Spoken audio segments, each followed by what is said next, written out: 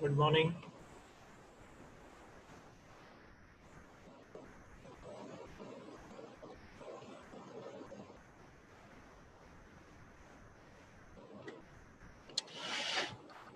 Hello.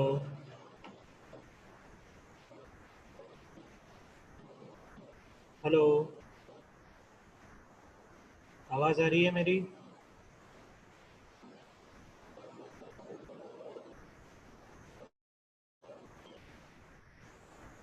Hello.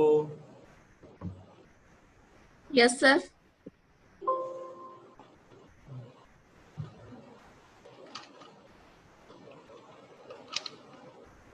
2 minute wait करेंगे, फिर नया टॉपिक आज स्टार्ट करेंगे हम। Flow control.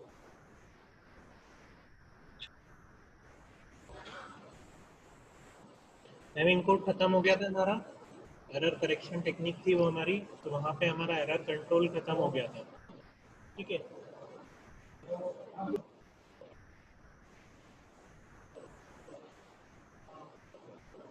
2 मिनट वेट करते हैं।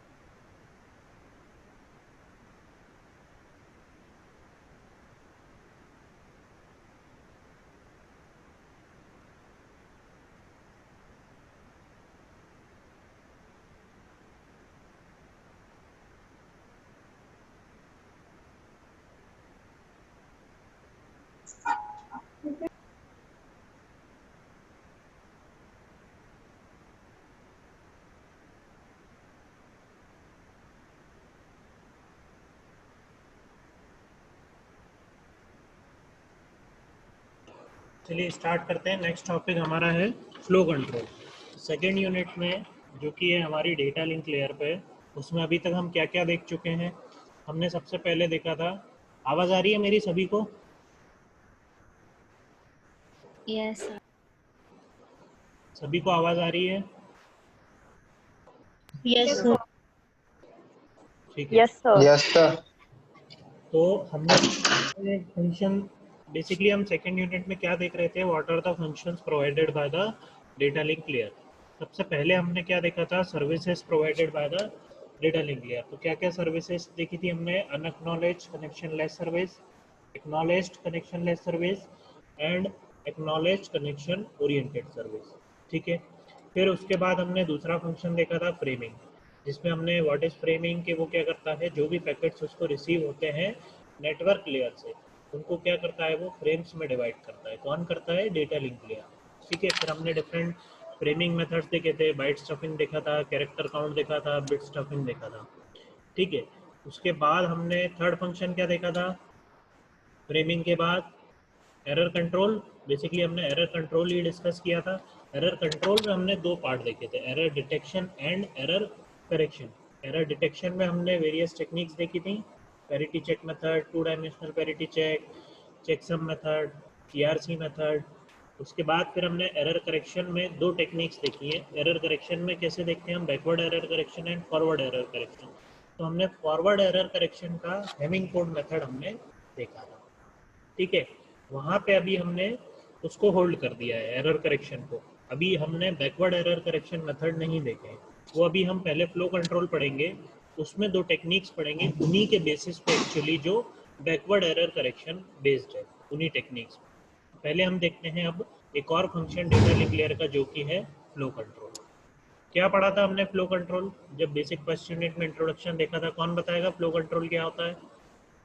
कोई बताएगा मुझे आप लोगों में से? What is flow control? What is flow control?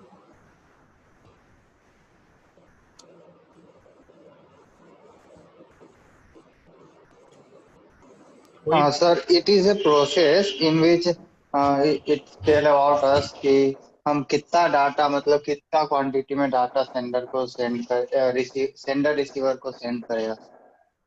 कितना डेटा? मतलब किस क्वांटिटी में डाटा सेंडर रिसीवर को सेंड करेगा सर। नहीं वो ठीक, और एक और पार्ट भी है इसमें, कितना सेंड करेगा वो किस पे डिपेंड करेगा? कि वो तो सेंडर पे डिपेंड करेगा सर, कि अगर कहीं ओवरफ्लो ना हो जाए अगर वो ज्यादा डेटा दे दे। नहीं, सेंडर पे डिपेंड नहीं करेगा, वो रिसीवर पे डिपेंड करेगा कि वो उसकी कैपेसिटी कितनी है कि वो रिसीव कर पाएगा, है ना। आप मुझे एक सिंपल सी बात बताओ, अगर आप सब लोग बाल्टी भरते हैं नहाते टाइम, बाल्टी में पानी कितना आएगा? जितनी उसकी कैपेसिटी होगी। आप उससे ज़्यादा उसमें पानी भरोगे तो फैलता जाएगा, वो तो उतना ही पानी होल्ड कर पाएगा जितनी उसकी कैपेसिटी है ना। तो इसमें यस। फ्लो कंट्रोल में बेसिकली हम दो चीज़ों से डील करते हैं। एक होता है स्पीड, किस स्पीड से डेटा जा रहा है, ठीक है। आप भेज रहे हो डेटा को 4 MB पर सेकेंड और रिसीवर की कैपेसिटी है 2 MB पर सेकेंड। क्या मतलब है इस चीज़ का कि कई बार आप लोगों ने यूट्यूब देखा होगा, यूट्यूब पे वीडियो बफर होता है आप लोगों का, मोबाइल से देखते होंगे आप लोग यूट्यूब के वीडियोस। कई बार क्या होता है, आपके वीडियो प्ले नहीं हो पाते हैं। क्यों प्ले नहीं हो पाते हैं? क्योंकि हमारी इंटरनेट स्पीड उतनी फास्ट नहीं होती है, यही कारण होता है ना, यही कारण। बफरिंग के सभी के यस साथ सर। बफरिंग हुई होगी, है ना। तो बफरिंग क्या होता है? बेसिकली आप कोई वीडियो प्ले करना चाहते हो लेकिन वो अटक अटक के चलती है ना। क्यों होता है ऐसा? Because you are the receiver, और सेंडर कौन है? जो यूट्यूब का सर्वर है वो सेंडर है। वो सर्वर तो पावरफुल है, वो तो डेटा काफ़ी हाई स्पीड से भेज रहा है, लेकिन आप एज ए रिसीवर उस डेटा को एक्सेप्ट नहीं कर पा रहे हो उस स्पीड से, है ना। आपकी स्पीड कितनी होती है? मेनली 250 kbps, है ना, 512 kbps, है ना। 100-200 की तो हमारी kbps में बात कर रहे हैं हम, डाउनलोडिंग आती है। और जो फ्रेम है वो फ्रेम हो सकता है एक सिंगल फ्रेम। फ्रेम मतलब क्या होता है? जो आपके फ्रेम्स पर सेकंड, एक फ्रेम आपको मालूम है, अगर एक वीडियो बनता है तो थाउजेंड्स ऑफ फ्रेम्स मिलकर एक वीडियो को बनाते हैं। एक जो आपके सामने एक इमेज दिखती है वो क्या है?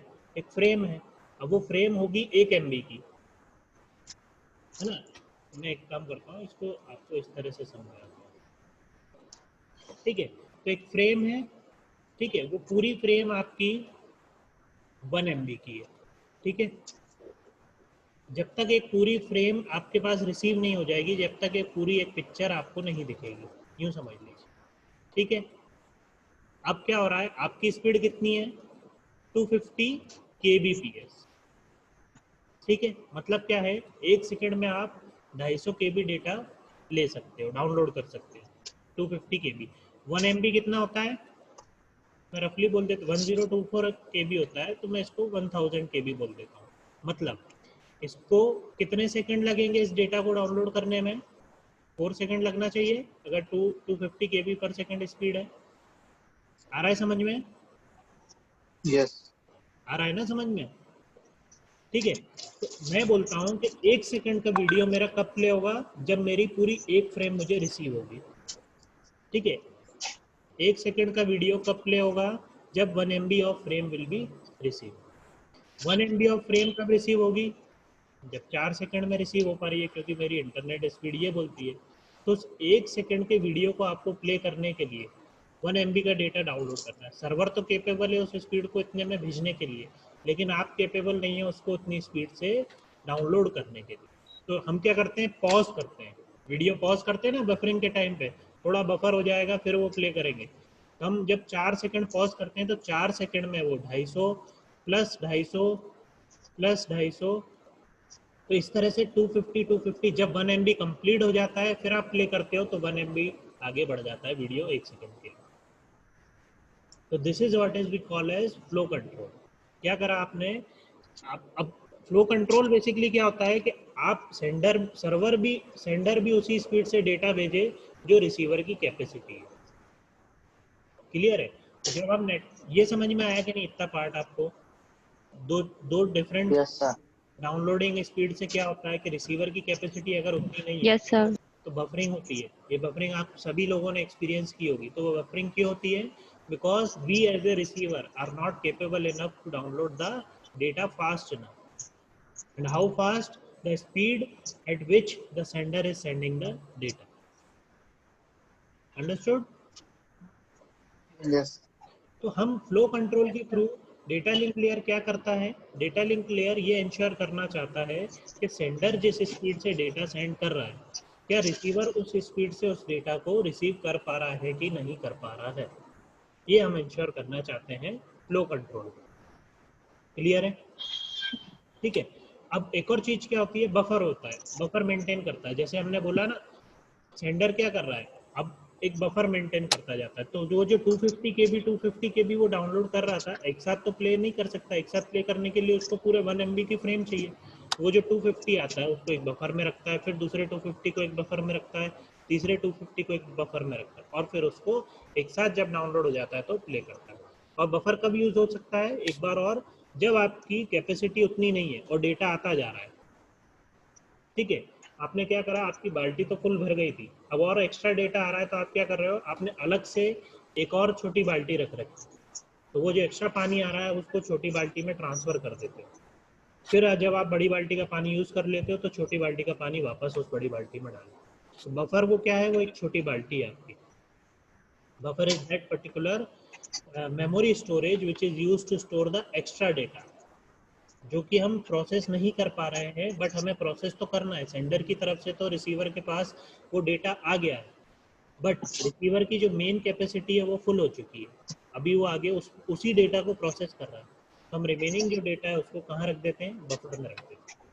तो ये सब चीज़ें फ्लो कंट्रोल में होती है। तो फ्लो कंट्रोल बेसिकली दो चीज़ों से डील करता है, एक तो स्पीड ऑफ डेटा, किस स्पीड से ट्रांसफर कर रहे हो आप डेटा, और दूसरा कैपेसिटी कितनी है रिसीवर की उसको रिसीव करने के लिए। क्लियर है? तो दो मेथड हम डेवलप करते हैं to control the flow of data. ठीक है, दो मेथड हम देखेंगे, एक है स्टॉप एंड वेट प्रोटोकॉल और दूसरा है स्लाइडिंग विंडो प्रोटोकॉल। दोनों किस तरह से वर्क करते हैं हम आगे देखते हैं। ठीक है, तो सबसे पहले हम डिस्कस करते हैं, इतना समझ में आया what is flow control? Yes, sir. Yes sir. ठीक है, तो पहला मेथड क्या बोलता है, स्टॉप एंड वेट, नाम से ही ये मेथड है। ठीक है, in the stop and wait method the sender sends for an acknowledgement after every frame is send. ठीक है, अगर मान लीजिए एक नॉर्मल सिनेरियो की बात करता हूँ, अभी ये स्टॉप एंड वेट आप भूलिए। मैंने आपको डेटा भेजा है ना, मैंने 1 MB डेटा भेजता गया, 1 MB डेटा भेजता गया। अब रिसीवर क्या कर रहा है, उसको एक्सेप्ट ही नहीं कर पा रहा है, 10 सेकंड हो गए। अब उस 2 MB के डेटा को, 1 MB को कितने लग रहे थे उसको डाउनलोड करने में, 4 सेकंड, 2 MB को लगेंगे 8 सेकंड। और रिसीवर तो क्या कर रहा है, इधर से भेजता जा रहा है। तो यहाँ से एक टाइम ऐसा आएगा कि ओवरफ्लो हो जाएगा, उसकी बफर की कैपेसिटी भी भर जाएगी, वो बफर में भी स्टोर नहीं कर पाएगा डेटा। हर चीज की एक लिमिट है ना, उसकी मेमोरी की भी लिमिट थी, बफर की भी एक लिमिट है। अब क्या होगा, सेंडर एंड से तो सेंडर सेंड करता जा रहा है और डेटा कहीं ना कहीं लॉस्ट हो जाएगा, क्योंकि रिसीवर भी उसको एक्सेप्ट नहीं कर रहा है। तो स्टॉप एंड वेट हम क्यों यूज करते हैं? स्टॉप एंड वेट में क्या करता है, सेंडर जब डेटा को सेंड करता है, पहली फ्रेम को जब सेंड करता है तो वो वेट करता है उसके एक्नॉलेजमेंट का। तो जो 1 MB डेटा सेंडर ने सेंड करा था, रिसीवर जब उस पूरे 1 MB को प्रोसेस नहीं कर लेगा, जब तक क्या करेगा, सेंडर उसको वेट करेगा, और रिसीवर प्रोसेस करने के बाद उसका एक्नॉलेजमेंट भेजता है कि मैंने उस डेटा को प्रॉपरली रिसीव कर लिया है और उसको आगे प्रोसेस कर दिया है। तो यहाँ पे देखिए आप, ये डायग्राम देखिए, सबसे पहले क्या हो रहा है, सेंडर एक फ्रेम सेंड कर रहा है, उसको मैंने फ्रेम 0 नाम दे दिया है, ठीक है। आप सीक्वेंस नंबर ऐसा 1 2 3 4 भी रख सकते हैं, ठीक है। तो उसने क्या करा, एक हमने फ्रेम 0 नाम दिया है, सबसे पहले उसने, मैं इसको बोल देता हूँ फॉर एग्जाम्पल 1 MB की, ठीक है, 1 MB की उसने एक फ्रेम ट्रांसफर करी, रिसीवर ने उस फ्रेम को एक्सेप्ट करा। अब हो सकता है उसको एक्सेप्ट करने में कितना लग गया हो, टाइम लग गया हो। तो ये जो डाउनवर्ड साइज एरो दिखा रहा है, ये क्या है, प्रोपोगेशन टाइम है। दो टाइम होते हैं हमारे, ट्रांसमिशन टाइम तो एक होता है कि ए से बी पे अगर मैं जाता हूँ तो मुझे कितने लगना चाहिए, 2 सेकंड लगना चाहिए मुझे ए से बी पर जाने में, मेरे डेटा को, मेरी फ्रेम को ए से बी पे जाने में 2 सेकंड लगना चाहिए। तो ये मैं क्या बोल रहा हूँ, ट्रांसमिशन टाइम। लेकिन ए से बी पे डेटा को जाने में लग गए 3 सेकंड, है ना, जाने में लगना चाहिए थे 2 सेकंड, लेकिन लग गए कितने, 3 सेकंड। ट्रैफिक था, कोई डिस्टर्बेंस था किसी कारण से, तो ये क्या बन गया अब इसका, प्रोपोगेशन टाइम। ट्रांसमिशन टाइम होता है और एक प्रोपोगेशन टाइम होता है। प्रोपोगेट, उसको वहां से वहां तक पहुंचने में कितना समय लग गया, दैट इज प्रोपोगेशन टाइम। और वहां से वहां तक पहुंचने में लगना कितना चाहिए था, that is transmission time. Difference समझ में आया आपको? Yes, sir. इसलिए ये जो एरो हम दिखा रहे हैं, ये जो टाइमलाइन चल रही है, ये मान लो 11 बजे ये फ्रेम गई थी, तो यहाँ पे हमने एक टाइम बनाया कि 11:05 पे वो पहुंची होगी रिसीवर के पास। तो ये डाउनवर्ड एरो क्या मतलब है, क्योंकि टाइम चल रहा है आगे की तरफ। मैं चाहता तो यहाँ पे एक स्ट्रेट फ्रेम भी बना देता। स्ट्रेट फ्रेम का मतलब क्या होता है, 11 बजे निकली और 11 बजे रिसीवर के पास पहुंच गई, ऐसा होता है क्या? नहीं होता। हम डाउनवर्ड साइज एरो इसलिए बना रहे हैं कि वो दिखा रहा है कि इसको इतना टाइम लग रहा है जाने में। This is the time taken by the frame to reach the receiver, and that time we call as propagation time of a frame. Clear है? फ्रेम 0 यहाँ से मैं टी टाइम बोल देता हूँ, टी टाइम पे स्टार्ट हुई और यहाँ पहुँची टी डैश टाइम पे, ठीक है, टी डैश मैंने टाइम बोल दिया। रिसीवर ने क्या करा, उसको कुछ सेकंड के लिए प्रोसेस करा। ये जो गैप दिख रहा है आपको दो के बीच में, वो गैप क्या बोल रहा है, it is the processing time used by the receiver to process that particular frame. भाई रिसीवर डेटा को एक्सेप्ट करेगा तो उस पर कुछ प्रोसेसिंग भी तो करेगा। हमने जो देखा वो क्या चेक करेगा, जो फ्रेम रिसीव हुई है उसमें कोई एरर तो नहीं है, जो फ्रेम रिसीव हुई है वो किस सीक्वेंस की है, क्या है, जो भी उसको प्रोसेसिंग करना है। तो ये जो गैप दिख रहा है आपको, ये उसका प्रोसेसिंग टाइम। प्रोसेस करने के बाद फिर वो क्या करता है, एक एक्नॉलेजमेंट भेजता है। प्रोसेस करने के बाद क्या भेजता है, एक्नॉलेजमेंट। एक्नॉलेजमेंट हमने देखा था दो तरह का होता है, पॉजिटिव या नेगेटिव। पॉजिटिव होगा या नेगेटिव होगा वो बात की बात है, वो हम फिर एरर कंट्रोल में डील करते थे, ठीक है। तो यहाँ पे अभी आपको सिर्फ हम फ्लो कंट्रोल देख रहे हैं। तो क्या होगा, फ्रेम 0 गई, रिसीवर ने उसको प्रोसेस करा और उसने उसका एक्नॉलेजमेंट भेज दिया। थोड़ी देर के लिए सेंडर क्या करेगा, एक्नॉलेजमेंट को प्रोसेस करेगा, वेट करेगा और फिर नेक्स्ट वाली फ्रेम को फॉरवर्ड कर देगा। अगेन यही प्रोसेस रिपीट होगी, रिसीवर उसको प्रोसेस करेगा, उसका एक्नॉलेजमेंट भेजेगा। तो स्टॉप एंड वेट का क्या मतलब है, in stop and wait sender waits for an acknowledgement after every frame is send. Sender क्या करता है, फ्रेम को सेंड करता है। सबसे पहले फ्रेम 0 को सेंड करा, स्टॉप कर लेगा, अपनी जितनी भी प्रोसेस होंगी उनको स्टॉप करेगा और वेट करेगा। किसका वेट करेगा, उस पर्टिकुलर जो फ्रेम को उसने सेंड करा था उसके एक्नॉलेजमेंट का, ठीक है। When acknowledgement is received then only next frame is sent. और जब उसको पुरानी भेजी हुई फ्रेम का, जब इस फ्रेम 0 का एक्नॉलेजमेंट उसके पास आएगा तब ही वो फ्रेम 1 को सेंड करेगा, नहीं तो नहीं करेगा। और जब सारी फ्रेम्स इस तरह से सेंड हो जाएंगी, जैसे अब वो फ्रेम 1 को सेंड करेगा, फ्रेम 1 के बाद अगेन फ्रेम 1 के एक्नॉलेजमेंट के लिए वो वेट करेगा। और जब सारी फ्रेम सेंड हो जाएगी तो लास्ट में एक एंड ऑफ ट्रांसमिशन फ्रेम को सेंड कर देगा और ट्रांसमिशन खत्म हो जाएगा। आया समझ में? इस तरह से हम क्या कर रहे हैं, फ्लो को कंट्रोल कर रहे हैं। अगली फ्रेम उसको भेजने ही नहीं दे रहे हम सेंडर को, जब तक रिसीवर उसको प्रोसेस ना कर ले। In this way we are controlling the flow of data. आया समझ में ये मेथड? इसमें किसी को कुछ भी डाउट है? Yes sir. सभी को समझ में आया? Yes, sir. बाकी लोग Yes, sir. Yes sir. Yes, sir. इसमें कुछ डाउट है? No sir. नाम से ही समझ में आ रहा है। Stop and wait. Sender will send the data, sender will stop its process, sender will wait for the acknowledgement from the receiver, after receiving the acknowledgement sender will send the next data. ठीक है, हम क्या कर रहे हैं, one by one data को send कर रहे हैं, फ्लो कंट्रोल कर रहे हैं। ठीक है, बट अब इसमें डिसएडवांटेज क्या है, इस मेथड में डिसएडवांटेज क्या है? सबसे पहला एडवांटेज तो देखो, stop and wait method is simple as each frame is checked and acknowledged before the next frame is set। तो क्या एडवांटेज तो ये है कि हर फ्रेम को हम क्या करते हैं, सेंड करते हैं और एक्नॉलेज करते हैं ताकि प्रॉपर ट्रांसमिशन हो। लेकिन डिसएडवांटेज क्या है, it is inefficient to use. Inefficient क्यों है? कितना टाइम लग रहा है, टाइम कितना ज़्यादा लग रहा है। आप एक फ्रेम को भेज रहे हो, फिर उसके एक्नॉलेजमेंट का वेट कर रहे हो, फिर दूसरी फ्रेम को भेज रहे हो। तो रिसीवर की कैपेसिटी तो है कि वो एक साथ 2-3 फ्रेम भेज देगा उस टाइम फ्रेम में, लेकिन रेस्ट्रिक्शन क्या है कि जब तक एक्नॉलेजमेंट नहीं आएगा जब तक आपको नहीं भेजना है। ये मेथड एफिशिएंट नहीं है। मान लो एक्नॉलेजमेंट उसने भेजा था, वो हम आगे केसेस देखेंगे, एक्नॉलेजमेंट भेजा था और वो लॉस्ट ही हो गया, तो रिसीवर तो वेट ही करता रह जाएगा कि एक्नॉलेजमेंट आएगा, आना चाहिए। होगा ना ऐसा केस कि एक्नॉलेजमेंट रिसीवर के सेंडर के पास पहुंचा ही नहीं, और एक्नॉलेजमेंट जब तक पहुंचेगा नहीं तो क्या सेंडर सेंड नहीं करेगा अगला डेटा? होगा कि नहीं ऐसा? Yes sir. तो ये कुछ Yes, sir. डिसएडवांटेज है स्टॉप एंड वेट में कि क्या होगा, अननेसेसरी टाइम वेस्ट होता है। क्या हो रहा है, टाइम वेस्ट हो रहा है। सेंडर क्या कर सकता है, उतने टाइम फ्रेम में 2 या 3 या 4, हम एग्जांपल ले लेते हैं, 3 फ्रेम सेंड कर सकता है उस पर्टिकुलर टाइम फ्रेम में, लेकिन उसको वेट करना पड़ रहा है एक्नॉलेजमेंट के लिए। तो वो टाइम, ये जो टाइम फ्रेम हमने, एक सेकंड,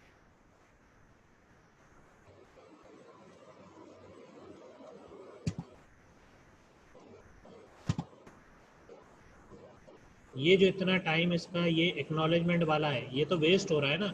यहाँ से वो फ्रेम 0 सेंड करने के बाद यहाँ 1 नहीं सेंड कर सकता था, फिर यहाँ सेकंड नहीं सेंड कर सकता था, कर सकता था, लेकिन रिस्ट्रिक्शन एक्नॉलेजमेंट जब तक रिसीव नहीं होगा जब तक वो सेंड नहीं करेगा। तो this method has some disadvantage, efficient नहीं है उतना। तब हम नेक्स्ट मेथड देखते हैं जो कि थोड़ा इससे एफिशिएंट, स्लाइडिंग विंडो जिसका नाम है, इसको हम बोलते हैं स्लाइडिंग विंडो प्रोटोकॉल। क्या बोलता है? The sliding window is a method of flow control in which a sender can transmit the several frames before getting an acknowledgement। तो हम इसमें क्या करते हैं, ओवरकम करने के लिए स्टॉप एंड वेट के डिसएडवांटेज को हम क्या करते हैं, इसमें थोड़े मल्टीपल फ्रेम्स को हम ट्रांसमिट कर देते हैं। हर फ्रेम के एक्नॉलेजमेंट को रिसीव करने के बदले हम क्या करते हैं, मल्टीपल फ्रेम को सेंड कर देते हैं। जैसे अब देखिए इसमें क्या हो रहा है, इस डायग्राम में यहाँ पे एक मेरे पास बहुत सारा डेटा है, एक विंडो साइज मैंने मेंटेन कर रखा है। ठीक है, तो मैंने क्या करा, फ्रेम 0 सेंड कर दी, फ्रेम 1 सेंड कर दी, फ्रेम 2 भी सेंड कर दी। ठीक है, और मैं एक साथ फिर क्या करता हूँ, एक्नॉलेजमेंट मंगवाता हूँ उन तीनों फ्रेम का। आया समझ में?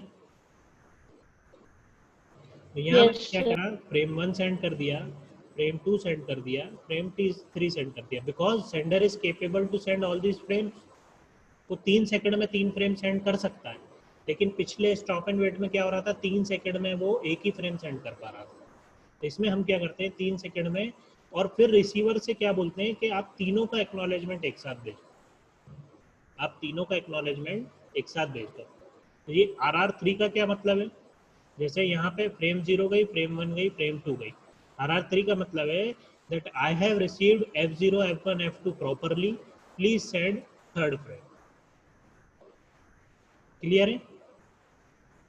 तो ये एक्नॉलेजमेंट 3 भी हो सकता है, अलग अलग जगह अलग अलग टर्मिनोलॉजी यूज करते हैं. Basically this is the acknowledgement for all the.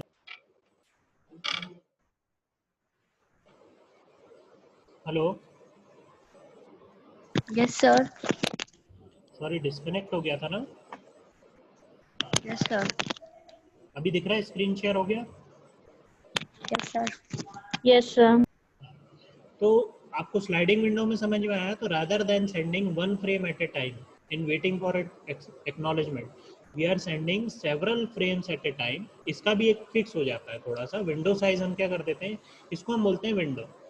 ठीक है, सेंडर क्या करता है, एक विंडो साइज मेंटेन करता है और रिसीवर भी एक विंडो साइज मेंटेन करता है. तो हम इसमें से क्या करते हैं, जैसे यहाँ पे देखिए 7 साइज का विंडो है, मतलब 7 बिट्स ऑफ डेटा इसमें है. तो हमने एक फ्रेम सेंड करी, दूसरी फ्रेम सेंड करी, तीसरी फ्रेम सेंड करी, और फिर विंडो साइज को छोटा हो गया. 7 की थी, 3 फ्रेम चली गई तो 4 बच.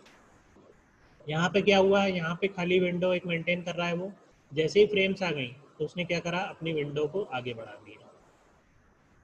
ठीक है. तो बेसिकली हम स्टॉप एंड वेट से ओवरकम इसमें क्या कर रहे हैं, हम 3-4 फ्रेम एक साथ भेज देते हैं और उसका उन तीनों फ्रेम का एक सिंगल एक्नॉलेजमेंट एक्सेप्ट करवाते हैं. तो this is sliding window protocol. हम क्या करना है, ये स्लाइड कर दिया विंडो को बस आगे. जो डेटा, जो फ्रेम सेंड हो गई, फिर हमने विंडो को आगे स्लाइड किया, जो नेक्स्ट वाली फ्रेम्स हमको भेजनी है उसमें सेंड करेंगे. क्लियर है, क्लियर है कि नहीं. Yes, Yes. sir. Sir, हाँ, तो इसमें 3 फ्रेम कैसे सेंड की? हुआ ऊपर तो 2 ही शो कर रहा ही है. कहाँ पे. सर इसमें सर डायग्राम में सर सोर्स सिस्टम ए साइड सर सिर्फ 2 है, इसमें से इसने 3 फ्रेम सेंड कर दी. नहीं, 3 है ना, और इधर F1 F2. ये नीचे वाली भी. ये वाली, यस सर. सर ये वाली समझ नहीं आई मेरे को. ये सर जैसे एक्नॉलेजमेंट, ये एरो शो कर रहा है ना. ये एक्नॉलेजमेंट है रिसीवर की. जो हमने, देखो ये वाला आप डायग्राम देखिए, इसमें क्या हो रहा है, फ्रेम 0 दिख रही है आपको, उसके लिए एसी के 0 दिख यस रहे सर. हैं. फिर फ्रेम 1 दिख रही है, इसमें हम क्या कर रहे थे, एक फ्रेम भेज रहे थे, फिर उसके एक्नॉलेजमेंट का वेट कर रहे थे. तो जो फ्रेम 0 गई उसका एसी के 0 आया. एसी के क्या है, एक्नॉलेजमेंट है. ठीक है. फिर फ्रेम 1 गई, फ्रेम 1 का एक्नॉलेजमेंट आया. यहाँ पे हम क्या कर रहे हैं, F0 फ्रेम 1 फ्रेम 0, इसको फर्स्ट फ्रेम में बोल रहा हूँ मैंने, 0 से नंबरिंग स्टार्ट कर दी. तो 0, 1 और 2 3 फ्रेम मैंने भेज दी. ठीक है. अब तीनों का एक साथ एक्नॉलेजमेंट में बुलवा रहा हूँ. ये जो है, ये it is the acknowledgement for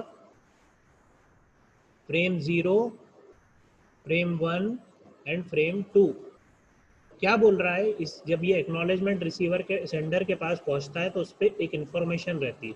वो इन्फॉर्मेशन ये बोलती है कि रिसीवर ने लिखकर ये भेजा है कि I have received frame 0, frame 1 and frame 2 properly, please send me the next frame. ये इन्फॉर्मेशन उस एक्नॉलेजमेंट में होती है. जरूरी नहीं है कि ये हो, वो डिपेंड करेगा कि पॉजिटिव है कि नेगेटिव है. हो सकता है कि, तो हाँ बोलो. ये जो 3 सेगमेंट है ना कौन सा. सर, ये सिस्टम ए में हाँ 3 सेगमेंट, सर ये तीनों सेंड कर रहा है ना वो. हाँ. मैं वही पूछ रही थी क्योंकि ये डायग्राम ऐसा है जो समझ नहीं आ रहा है ना. नहीं देखो, ये जो 3 एरो आपको दिख रहे हैं, ये तीनों फ्रेम के लिए ही तो है, 0, 1 और 2. Yes sir. अच्छा चलो, डायग्राम समझ नहीं आ रहा, मैं आपको दूसरा बना के बता देता हूँ. ठीक है, आप इस तरह से समझ लीजिए. ठीक है, एक ए है, एक बी है. तो हम स्टॉप एंड वेट सबसे पहले डिस्कस कर रहे थे. ठीक है. स्टॉप एंड वेट में क्या हो रहा था, मैंने एक फ्रेम सर तो समझ तो दोनों आ गए पर बस वो डायग्राम समझ नहीं आया मेरे को. वो आ गया कि वो तीनों सेंड करेगा फिर एक्नॉलेजमेंट आएगा, पर वो स्लाइडिंग डायग्राम. विंडो में क्या हो रहा था, वो ऐसा डायग्राम उन्होंने ऐसा क्यों बना रखा है, ये एक विंडो बना रखी है. विंडो साइज एक डिसाइड होता है सेंडर और रिसीवर की तरफ से. ठीक है. मैंने यहाँ पे 0, 1, 2, 3, 4, 5 एंड 6, ठीक है, और एक 7, तो ये साइज ले रखा था. ठीक है, एक कम आएगा, 6 तक आएगा, 0 से स्टार्टिंग है ना, ठीक है। तो ये 7 डेटा है, तो वो क्या कर रहा था, यहाँ पे एक विंडो कर रहा था, जो जो फ्रेम्स आगे चली जाती हैं तो वो अपने विंडो को क्या कर रहा था, आगे स्लाइड कर रहा था। जैसे मान लो थर्ड वाली फ्रेम भी चली जाएगी तो फिर यहाँ से क्या होता रहा, विंडो आगे स्लाइड हो जाएगी, तब तक जब सारे सातों डेटा, अब क्या होगा, मान लो जब प्रॉपरली रिसीव हो जाते हैं, अभी क्या है, यहाँ से देखो वापस से मैं वो डायग्राम आपको दिखाता हूँ, ठीक है। इसमें इन्होंने क्या करा, सबसे पहले विंडो साइज 7 है, यहाँ पे दिख रहा है आपको, ठीक है। अब 3 उनने भेज दिए थे, 3 फ्रेम उनकी जा चुकी थी, तो ये क्या हुआ, बचे अब कितने, 4 बचे इसमें। जब तीनों का एक्नॉलेजमेंट आ गया तो उनने जो नेक्स्ट वाली 3 फ्रेम्स है वो इसमें वापस से ऐड कर दी अपने विंडो में। अगर यस उनका सर। एक्नॉलेजमेंट नहीं आता तो वो आगे इसको नहीं बढ़ाता विंडो साइज को, ठीक है। उसी तरीके से ये जो Yes, sir. मार्किंग है, अभी ये रिसीवर की तरफ से तो विंडो खाली है, रिसीवर की तरफ पे क्या है, विंडो साइज जो 7 है अभी खाली है। जैसे ही उसके पास ये 3 फ्रेम आ गई, उसने उसको भरा, और अब उसके पास कितनी खाली है, 4, ठीक है। जब वो एक्नॉलेजमेंट भेज देगा तो वापस से उसने क्या बना दिया, अपने लिए 7 की जगह वापस से बना लिया। 7 विंडो साइज का क्या मतलब है कि आप एक साथ 7 फ्रेम भी भेज सकते हो, बट वो हम कम भेज रहे हैं, यहाँ पे 3 भेज रहे हैं एक साथ, तो 3 फ्रेम एक साथ भेजी, उसने तीनों का एक्नॉलेजमेंट एक साथ ही भेज दिया और स्टॉप। तो इसमें टाइम बच रहा है, जो सेंडर ने क्या करा, एक साथ तीनों को भेजा, फिर वो एक साथ प्रोसेस, उसमें क्या हो रहा था, जो बीच का टाइम हमें लग रहा था, फ्रेम 1 यहाँ जा रही थी, फिर उसका एक्नॉलेजमेंट आ रहा था, यहाँ पे F1 था, यहाँ पे A1 था, ये फ्रेम गई, उसका इतना जो टाइम था वो कितना वेस्ट हो रहा था ना, वो वेस्टेज टाइम का यहाँ पे नहीं हो रहा है। आ रहा है आप लोगों को समझ में, यस सर। सभी को, Yes, sir. Yes, sir. सभी को क्लियर है ये, Uh, ठीक है। तो अब इसमें आगे हम डिस्कस, यहाँ पे तो फ्लो कंट्रोल यहाँ पे खत्म होता है, अब हम एरर कंट्रोल किस तरह करते हैं यूजिंग फ्लो कंट्रोल टेक्निक्स। देखिए क्या हो रहा है, अभी हमने डिस्कस करा था एरर कंट्रोल में कि एक तो रिसीवर एंड पे ही हम करेक्ट कर दें डेटा को, जो हमने हेमिंग कोड यूज करके देखा था। अब दूसरा क्या होता है कि हम अगर डेटा में मेरे एरर आता है तो उसको रीट्रांसमिट करवा लें। अब रीट्रांसमिट किस किस केस में होता है, तो उसमें हम क्या करते हैं, ARQ टेक्निक यूज करते हैं। बेसिकली ARQ क्या होता है, ऑटोमेटिक रिपीट रिक्वेस्ट या ऑटोमेटिक रीट्रांसमिशन रिक्वेस्ट हम करवाते हैं सेंडर से। क्या करते हैं, बी के पास कोई फ्रेम पहुंची, बी ने क्या करा, उसका नेगेटिव एक्नॉलेजमेंट भेजा, ठीक है। तो हम उस केस में क्या करते हैं, एरर कंट्रोल में हम क्या करते हैं, बी क्या करता है, एक एक्नॉलेजमेंट भेजता है कि फ्रेम जो आपने भेजी थी वो गलत रिसीव हुई है, उसको वापस से भेजो। एक केस तो वो हो गया रीट्रांसमिशन का। तो there are 3 cases basically in which we perform retransmission, in which sender is performing retransmission of data. कौन सा केस है, तो उसको हम बोलते हैं ARQ टेक्निक। तो स्टॉप एंड वेट में जब टेक्निक हम यूज कर रहे हैं तो उसमें ARQ देखेंगे, और जब स्लाइडिंग विंडो हम यूज करते हैं उसमें हम ARQ देखेंगे।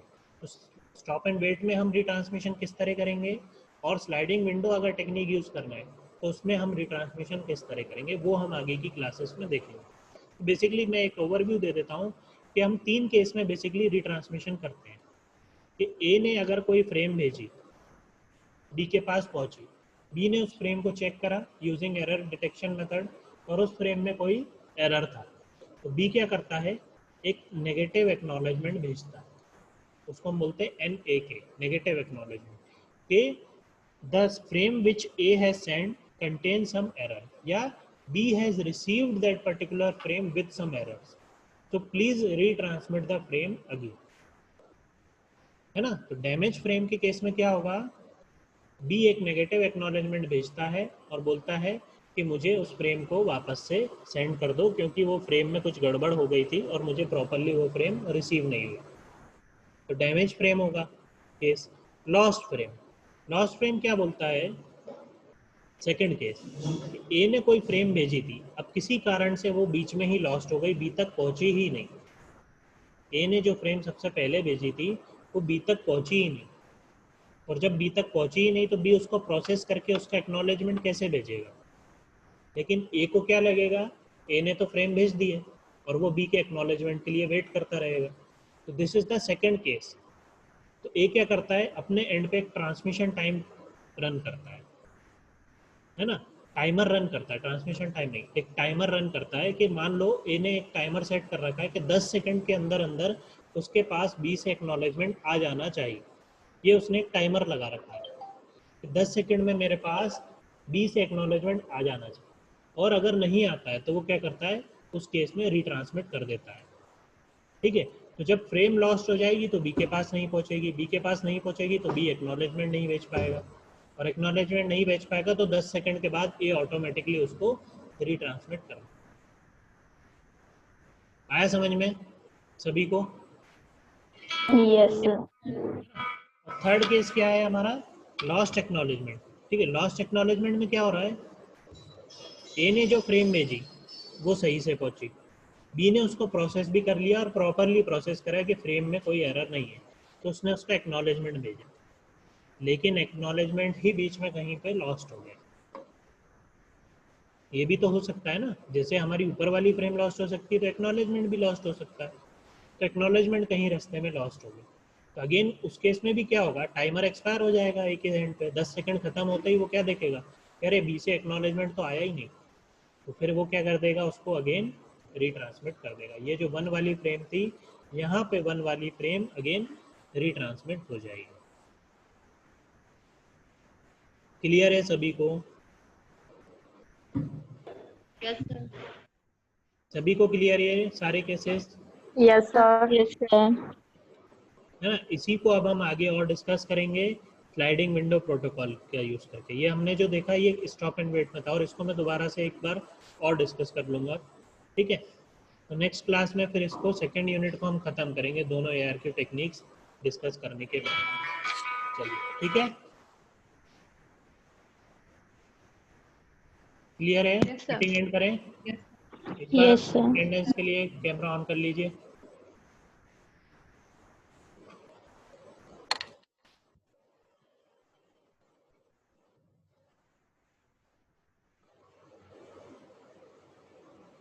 और मैंने अभी तक के सारे वीडियो अपलोड कर दिए हैं। आप लोगों का मैंने IT का अलग से YouTube पे प्लेलिस्ट बना दिया है, अगर आप चाहें पुराना उस पर रेफर कर सकते हैं ना। ठीक है, चलिए एंड करता हूँ मैं मीटिंग। ओके सर, हाँ, कौन बोल रहा है? पीपीटी है कंप्लीट। सर इशिका। हाँ बोलो। सर अभी तक की जितनी भी पीपीटीज है आप उसको गूगल क्लासरूम पे अगर अपलोड कर देंगे तो। मैंने की हुई थी शायद, पुरानी फर्स्ट यूनिट की तो की हुई है, सेकेंड यूनिट की भी मैं कर दूंगा, अभी तक की जो भी है। हाँ ठीक है, okay sir, okay, thank you. चलिए।